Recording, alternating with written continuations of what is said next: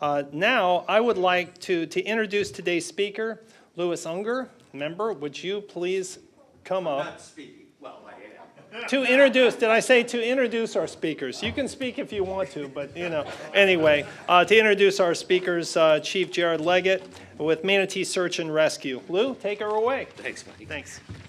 Good afternoon, everybody. I have to tell you, I have the pleasure of introducing, we actually have two speakers. We have Chief Leggett, but because in search and rescue, you never work alone, he's asked Deputy Chief John Elwood to assist him today, just so he has some backup. But no, I'm proud to introduce both of these gentlemen, only because I've been a member of Search and Rescue now for almost 2.5 years. I enjoy it. It's a lot of fun. I don't do enough volunteering. And it's a great organization, and I've learned a lot through these guys, even after all my time in the fire department and in law enforcement. But to introduce first Chief Leggett, Jared was born and raised in Manatee County. He started as a firefighter EMT, spending 5 years in the fire service.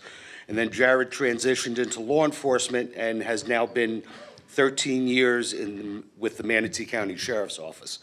Jared is a senior deputy. He served as a patrol deputy, an aviation technical officer, traffic, and as a motorcycle deputy. He now serves he's now assigned to the Anna Maria Island Unit patrolling the city of Anna Maria. In 2008, Jared took the reins of MSAR and has proudly served as its chief since, mentoring the younger members of the team and really being just there for anybody if they ever need anything. It's great. Just want to know that Jared has received in the past a couple of awards, one from Congressman Buchanan for assisting in locating a missing person, and he has most recently received the award for Deputy of the Year in 2023 for saving his sergeant's life who suffered a massive widowmaker heart attack while they were at work on Anna Maria. He's also, and I have to tease you about this, in his bio that he sent me, he neglected to put down in here that he's married to Sheena, who's also a member of MSAR, Manatee County Search and Rescue, and she's also a canine handler. But that's Jared, and he works with his canine, Kaido, on many of our searches. Assisting him today will be Deputy Chief John Elwood, whose passion for technical rescue began as an instructor back in 1992 in the city of Virginia Beach, with the City of Virginia Beach Fire Department Technical Rescue School. In addition to his fire service, he currently serves as a reservist in the U.S. Coast Guard stationed at Base San Juan in Puerto Rico as the Senior Enlisted Reserve Advisor. John just recently retired as training chief with the Longboat Key Fire Rescue. John joined MSAR back in 2015 with his canine, Karma. Where is Karma? Oh, there she is, okay. I was like, she's not on her bed. With his canine, Karma, John and Karma have over 100 deployments and credit for 10 live finds and 6 assists. In 2021, John and Karma received a congressional award from Vern Buchanan for their role in saving the life of a missing woman. John is also a tracking evaluator with the National Search Dog Alliance, a role he has held for the last 4 years, continuing his commitment to excellence in search and rescue operations. So I'm going to leave, well, Kaida, you didn't bring with you. Echo, we're going to leave down there unless John needs him for assistance. But I'd like to introduce Chief Jared Leggett and Deputy Chief John Elwood to the podium.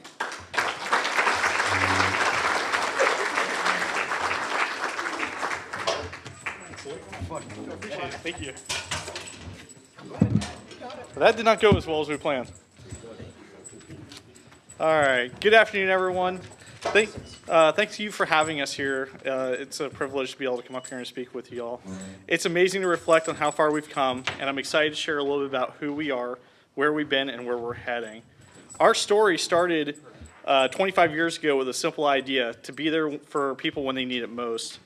Back then, we were just a handful of volunteers, powered by determination and a sense of duty to our community. Over the years, we've grown into a highly trained team that Manatee County can count on. Whether it's responding to hurricanes, searching for missing people, or lending a hand when disaster strikes, what makes us unique, and something I'm incredibly proud of, is that all of our members are first responders.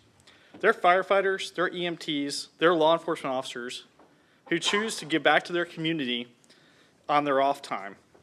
This dedication and selflessness are truly what set us apart and allow us to be there when it matters most. We also understand the importance of education for those starting out in these public safety careers. Over the past year alone, we've been able to pay for 3 EMT schools, a paramedic school, and an urban search and rescue class, ensuring that our team has the knowledge and skill they need to excel. Investing in education helps us stay on top of our game and ensures that we're ready to handle any situation with the best training available. And we're not just here for Manatee County. Our team has responded to missing person calls across the state of Florida, whether it's rural area, densely populated region, or anywhere in between. We've been there, lending our expertise and resources to help bring loved ones home. Our reputation has grown far and wide, and we're proud to offer our services wherever we're needed. We also do all of this without a single dime of tax funding. Everything we have, from our trucks to our equipment, has come from donations, hard work, and generosity of people, of the people who believe in what we do. It's a testament to the heart of this community and the dedication of every member of this team. We've had our share of milestones. Early on, we made history as one of the first teams in the country to use thermal imaging technology to locate a missing child. It was a game-changing moment that solidified our commitment to using innovative tools to save lives.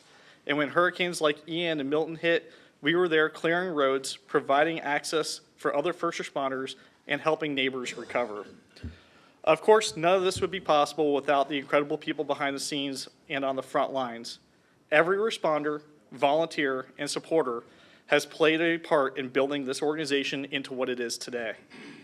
Well, speaking of incredible people, I'd like to turn it over to John, and he's going to take you through a little bit of our past and our future of where we're going here. Thank you.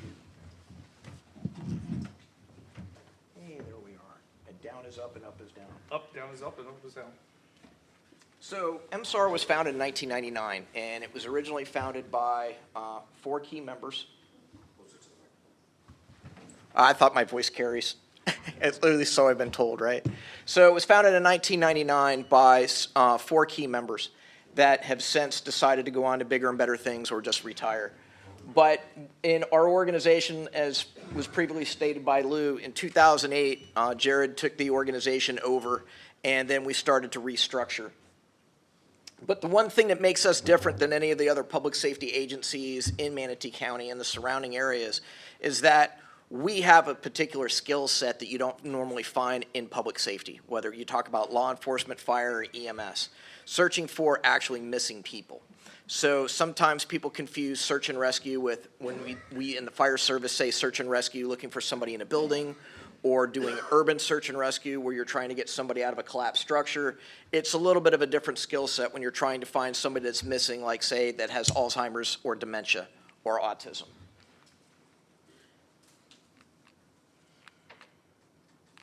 Down is up, and up is down. I know, and there it goes, it finally worked. So some of the main partner agencies that we work with Manatee County Sheriff's Office, City of Bradenton Police Department, Palmetto Police Department, and Holmes Beach Police Department.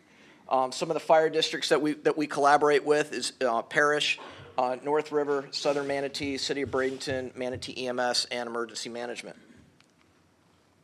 So a little bit of what governs how we do business. Everybody's heard of FEMA, correct?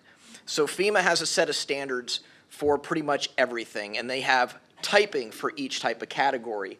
And so we underwent a process, and we're typed as a Type 2 SAR team, and with that we're very proud of. And then some of our leaderships were classified as a Type 2. Type 1 is the most capable, And to explain just a little bit, the only reason why we're not a Type 1 SAR team is because you have to deal with snow and severe slopes, which we really don't have in this area of Florida.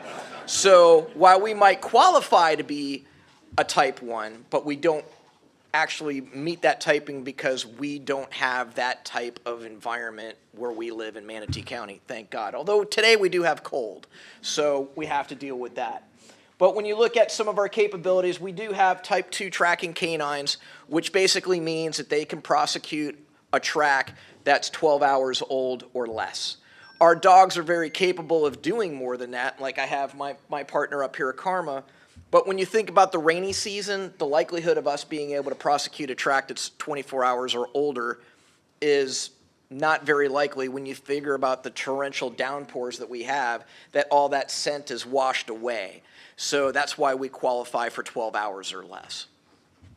But a caveat to that is, when we're called, we will still come out and try and see if we can locate it, because sometimes you may get lucky.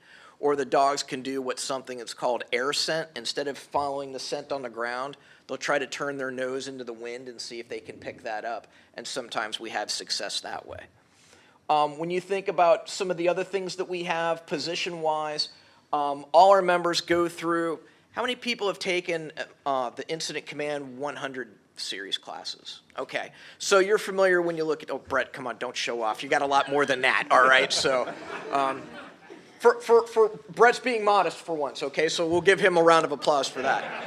But seriously, everybody has the minimum, just like pretty much everybody in public safety, of 100, 200, 700, 800. Several of our members have aspired and taken position-specific classes, such as incident commander, or safety officer, or ops chief. So that allows you to have a much broader, not only knowledge base, but it helps you to better organize your incidents and work within a structured framework. One of the reasons why we chose to do this years ago is so when we interface with a public safety agency that already has an incident management structure, that we can just seamlessly plug into wherever they put us, and everybody understands where they fall within that command structure. So what can we provide? A lot of people ask us this, and you see on your card there's a little job aid that explains somewhat of our capabilities are and how you can go ahead and get a hold of us. But as you can see in that picture, it's quite diverse as what you see in there. But when you look at our personnel and anybody do HR for their normal job, right? And you always hear from HR, people are our most valuable resource. Well, in this instance, it's true, right? So what we have is we have people that have not only certain skill sets that they've learned from us, but one of the benefits, just like you have in Kiwanis, right, is the strength of your members that have different skill sets from their normal job, what they do for a living. And that works for us. Well, Jared mentioned that 90% of our membership is usually current or former public safety personnel or retired military. Those people are able to bring those skill sets because they're not exclusive to what they do. A lot of things transform across the board, so it makes it very valuable. But the biggest thing that we function as is a force multiplier. When law enforcement specifically usually calls us in, Sheriff Wells is very, very trusting of us to where they may have 14 deputies on scene looking for a missing person. Well, that's great that they put all those resources on there, but that's 14 deputies that are not capable to respond to an incident if somebody needs it. So that means somebody from a greater distance has to come. So what he normally does is he's instructed his staff. They'll usually leave one deputy on scene, turn everything over to us. We coordinate the search, and then when we usually find the person, they have that one deputy or a detective to close out the report. So that's a huge, we don't take that lightly. That is a huge trust factor for him to put his reputation and his people's reputation on the line to turn a scene over to us and to let us finish it up. So we have currently 5 live find canines that are up for response. We have another 5 or so in training. We have 1 human remains canine, or a cadaver dog, as some people refer it to. And that's mainly because that's less than 1% of our calls. 99% of our calls for service are for, what, Karma? Right, missing people. So we use that. Lots of times when we use our human remains dog, we're called by a fire district when they've had a structure fire and the building has collapsed and they're not able to thoroughly search the structure. So we bring one of our cadaver dogs out, and run them around the perimeter. And then when the fire's cooled a little bit, we may actually be able to bring the dog into the area to make sure that nobody's left behind. And that's a huge force multiplier, because you're not having to take a bunch of firefighters having to sift through rubble. Dogs can do the work of 100 people in a matter of minutes, where it would take people hours and hours and hours. When you think about explosive detection, narcotics, I mean, the things that dogs can do nowadays, I mean, you know, when COVID was at its height, they were training dogs to detect COVID. Dogs can detect cancer, bed bugs. It's just endless, because all you're basically doing is training the dog to have some type of obedience to a certain odor. But one of the questions that we get with that, to segue for a second, is how long does it take one of these dogs to get ready? Well, the one thing that we're lucky is, because, you know, the good Lord is so great and puts instinct into these dogs over thousands and thousands of generations, you're teaching the dog to do something that it already knows how to do, and that is hunt. What we're doing is teaching the dog, hey, I want you to hunt, but using a scent article. It could be a piece of clothing, could be a sock. Jared and I have actually had to use the seat of a vehicle, because there was no article of clothing, and say, hey, I want you to find this person. So to get the dog up to its full capability, it takes about a year. But really, in essence, you can get that dog, Sheena, what, an hour? It understands the game. Depending on the dog, yeah. Right. So, but to get the dog to be fully capable and be a deployable asset, it usually takes about a year.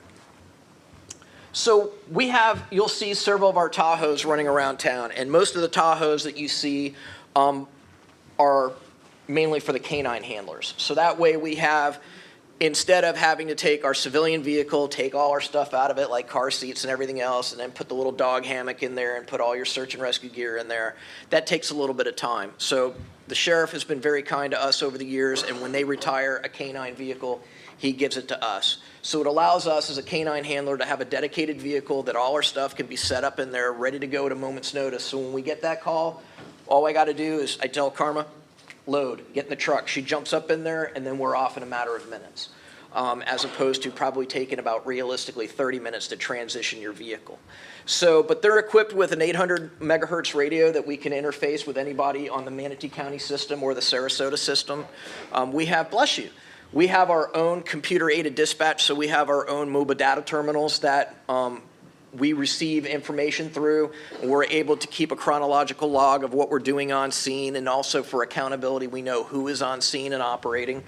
And then the one thing that we've been very fortunate to have is that the sheriff has authorized us to use lights and siren when requested. Now, 98% of our responses, we don't use lights and siren, but when somebody is threatened or they're endangered, so if it's a child 13 or less, or some elderly patient that may have medication such as a diabetic or a heart condition, it's up to a sergeant or greater. They will tell us when they request us whether they want us to respond in the emergency mode, meaning lights and siren, or not. But the majority of the time, we don't.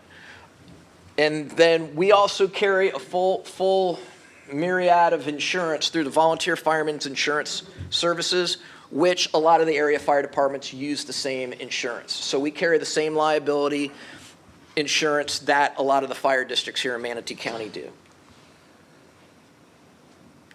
That went fast. So we're also very fortunate. We got this from Lakeland Fire Department. It's a mini rescue squad, and we have a lot of search and rescue equipment on it. We also have chainsaws. We have portable lighting, sawzalls, a whole bunch of a myriad of different hand tools that we can use, and actually came in handy during several of the hurricane responses, as Jared mentioned earlier, using our chainsaws to cut our way into places. It also serves as a prime mover because it's got a Class 2 trailer hitch on it, that it moves some of our trailers, or it also tows our boat.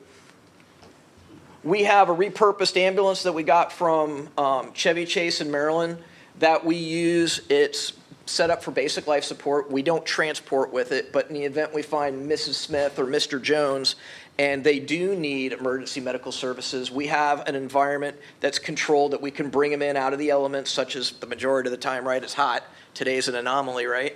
But even today, being in the cold, we can bring them out of the cold, put the heat on, get them warmed up, because we all know that people, as they age, their circulation is not as good, and they're usually, we're sweating like a horse, and they've got 3 layers of clothing on and they're cold. So if they're cold, we can keep them warm until such time that EMS comes, and then they can take them to the hospital. It also serves as rehabilitation for our dogs and ourselves. Mainly we worry, especially as a handler, any handler will tell you, it's like, hey, take care of the dog, don't worry about me, take care of the dog. So, and especially you can imagine with her wearing a double fur coat here in September, when it's 96 degrees and 100% humidity, we get about 20 minutes out of them. And if it's not up to us, if we didn't stop them, they would keep going until they drop.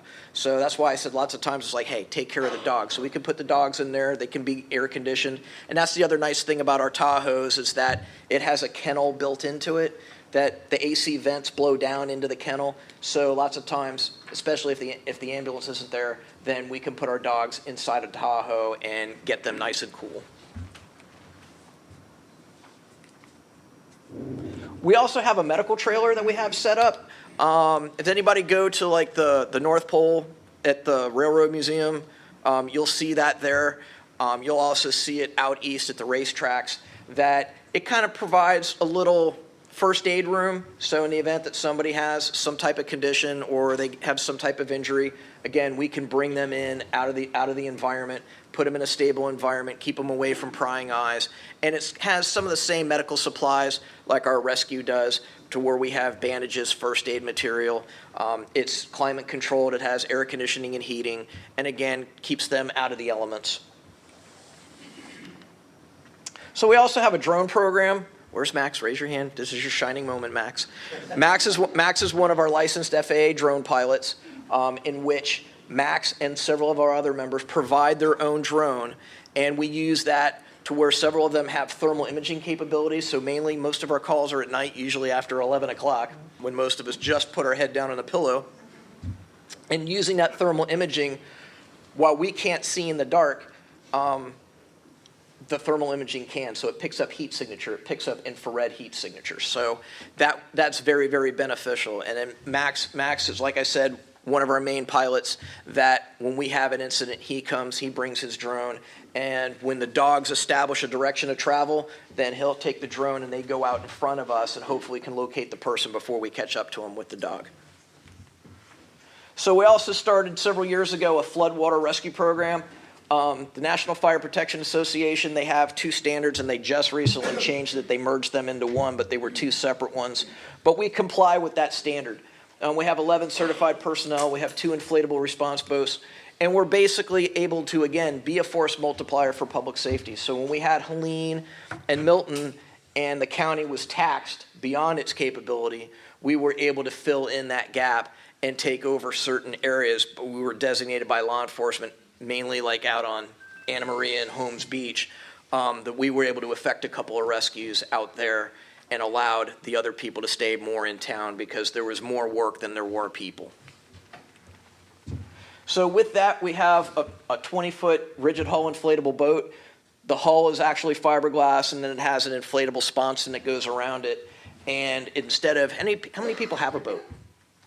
So like when you're normally having to throw a fender over the side, just the whole boat is like one big giant fender. So it makes it nice when you have to lay up against something that you don't have to take the time and put the fender over and tie it to a cleat or something. It's just one big giant fender.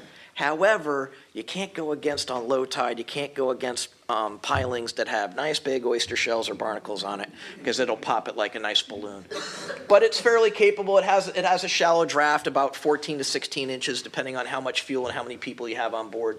And it's pretty quick. It goes about 35 knots, which is about 40 miles an hour.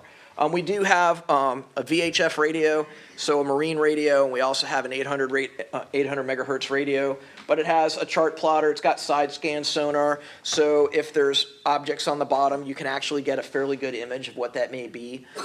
And then we have scene lights, and right now, I didn't update that slide, and I apologize. It's not at North River anymore. We actually have it housed at Parrish. Then we have 2 jet skis, and these were very beneficial during Hurricane Ian. We actually used those. We were requested by the sheriff's office out east of Myac off of Singletary Road, where the Myac River came way up and people were stranded, and we were able to get to them. The only bad thing about jet skis is because they suck water in and then they push water out, is they're a giant hoover. So in that area, there was a bunch of palm fronds, and then it got stuck up. So you notice when you're hitting the gas and you're not really going anywhere, you have to stop and kind of go underneath and pull all that junk out and then push it to the side. And then you can go for like about another 200 feet, stop and repeat the process, right? So it's kind of like lather, rinse, repeat. But the nice thing is that they don't have any propeller. So when you have people in the water, it's very, very safe that you don't have to be worrying about a prop. Or in flood environments where you have cars, street signs, other things that are submerged, even the road itself, you don't have to worry about the propeller hitting it. So it makes it very nice. The only thing that lots of times when I've responded to jet ski accidents, I always get the same thing. I turned the wheel, but it kept going straight. They don't realize you have to give it gas in order to move it because it uses that water jet to propel it. That's one of the downsides. So one of the things that we got here through our partnership through the Florida Forest Service is our Light Military Transport Vehicle, or LMTV, or for those in the military, it's also known as an M1078. But it's all-wheel drive. It has very, very high ground clearance, and this has proved very beneficial during our floodwater response. The one thing about that is we have to remind people that they're not submarines, and where the battery box is, and we have this outside. That if you folks would like to go out later, and we'll show you all our wares, that water and electricity doesn't really mix so well, so you kind of have to keep the water just below the batteries. And especially with salt water. But the nice thing about it is you're able to move large volumes of people. So when you've gone into subdivisions that have been severely impacted, you can probably move about 30 people comfortably from the peril that they're in and bring them to hopefully some type of dry land. So we also have a Humvee. The nice thing about this is it's capable, it's all-wheel drive, and it has a nice canopy on it that's hard, that if we have to do some type of EMS transport, we can put somebody in the back of that and move them. It has the ability to forge water, but you can't go in as high a water as you can with the previous vehicle. Then Project Lifesaver. This is something that Jared and Sheena started how many years ago? Oh, geez, 15? This is a program that's normally administered by law enforcement, and in Manatee County, there wasn't an agency that did that. They had a search way before I got involved that somebody had a cognitive impairment. And what this is a program started in Chesapeake, Virginia by the police department there, and it's about the size of a wristwatch. And it has a radio transmitter, and everybody's seen some type of wildlife show where they've tracked cougars or some type of endangered animal, and it emits this radio frequency, right? And they have this big antenna, and they like, oh, it's over this direction, and they walk, and then they find it. It's the same principle. So this person wears this wristband, and they have to change the battery every 30 days. Each person has their own frequency. So we had 4 in 2004? Yeah, 4 in 2004. Four people that 2024. that had, why did I say 2004? I don't know, you got me on that. I don't know. I've got 100 things going through my mind right now. I apologize. That they have their own frequency. We have a file on them, so we know who they are. So Mr. Smith is, frequency 1234, and Mr. Jones is 5678. We plug that into the receiver, and then we start looking for them, and it just emits a beep. And then you start looking for the beep, and as you move the antenna, if the beep is getting stronger as I'm moving this way, okay, we go in this direction. If I'm going this way and it's getting less, so we know where we are. It kind of triangulates. And then we also do that in conjunction with our dogs. Our dogs are very important. We've had people gone as far as 5-6 miles on us because they've had a little bit of a time lapse. Sometimes as much as 3 hours, or the one woman that Karma got an award for was 18 hours. But the dogs will help us to establish a direction of travel. So we have the ability that we can use this system in conjunction with our vehicle. So we have a radio mounted antenna on the roof that as we drive, we can have a better vehicle, so to speak, to transit to find that person, especially, like I said, when they've been gone for hours. So it's really, really beneficial, and Sheena and Jared took this on when law enforcement in Manatee County did not have this program. In Sarasota County, it's coordinated by the city police department. And then north of us, it's, who's the closest? I mean, I know Hillsborough doesn't have it, Pinellas doesn't have it. Hillsborough has safety net. Do they? Yeah. But Some people ask about GPS. GPS is great as long as it can reach a satellite. But if you're in a reinforced concrete and steel building, the chances of GPS tracking doesn't work as well, but the radio transmission will always go outside. So that's the reason why we went with this program. So in 2024 statistics, we had a total of 30 missing people. We had 4 Marine responses, 11 special assignments. And those special assignments were anything being requested by an agency to go and do something specific for them that may not have involved a missing person. We had 22 meetings, so like when we were planning for the regatta or some other type of large-scale event, those counted. We did 133 medical standbys. One of the ways, because as Jared said, we receive no tax dollars, so we derive our money through fundraising. So we work medical standbys at several different events around town, and they give us a donation for being there to provide first aid coverage, and then we use that to pay for maintenance for our vehicles, buy new equipment, and things that our members may need, and that's what helps keeps us going. Because we have so many vehicles out on the road, we've pulled up on 5 disabled vehicles, so we help those motorists and get them the attention that they need so that they can get going. We had 41 different training events. Lots of times we pull up on vehicle accidents. Max seems to kind of hold the record for that. He seems to be everywhere. And yeah. 7 public events, such as like the Touch a Truck that they do once a year, that we come, we bring several of our vehicles, and the kids are able to climb all over it and do things like that. Then actual 3 medical events. And then we've assisted 6 other agencies. Sometimes agencies like the Florida Fish and Wildlife will call us to help them with something. So that's kind of like a little bit of a synopsis of the different types of call events that we go to. So how to request us. On your table you see a little bit of job aid. Again, we're free of charge, and there's a 10-digit number. You call that, and there's a phone tree that you go through, and if it's an emergency, you press number 1, and what that does is that rings about 6 different phones all at one time, and then whoever picks up that phone call first will ask you a series of questions. Then they will pull up on our computer system, they'll put in all the pertinent information, and then it gets transmitted, and then it alerts everybody by a text message. Okay, thank you very much.